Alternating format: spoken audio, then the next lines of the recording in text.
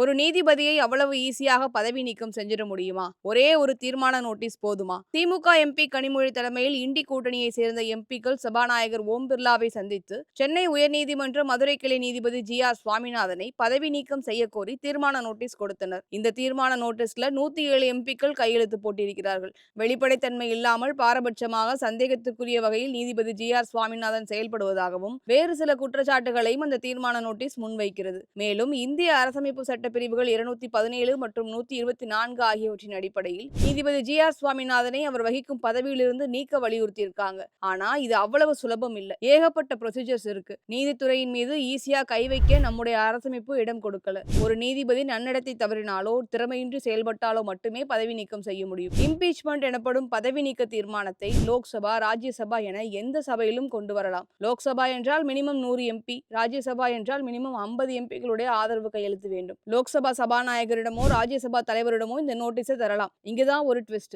இந்த நோட்டீஸ்ல உள்ள விஷயத்தை பரிசீலிக்கலாமா வேண்டாமான்னு முடிவு பண்ண வேண்டிய அதிகாரம் அந்த 2 பேரோட தனிப்பட்ட உரிமை. ஒருவேளை அந்த நோட்டீஸ் பரிசீலிக்கப்பட்டால் சுப்ரீம் கோர்ட், ஹைகோர்ட் நீதிபதிகள் மற்றும் சட்ட நிபுணர்கள் என 3 பேர் கொண்ட குழு அமைக்கப்பட்டு விசாரணை நடத்தப்படும். குற்றங்கள் நிரூபிக்கப்பட்டால் அதன் பிறகே பதவி நீக்கம் செய்வதற்கான தீர்மானம் சபைகளில் கொண்டு வரப்பட்டு விவாதம் துவங்கும். முடிவில் ஓட்டெடுப்பு நடத்தப்பட்டு தீர்மானம் நிறைவேற வேண்டும். அதுவும் 3/2 பங்கு எம்பிகளின் ஆதரவுடன் தீர்மானம் நிறைவேற வேண்டும்.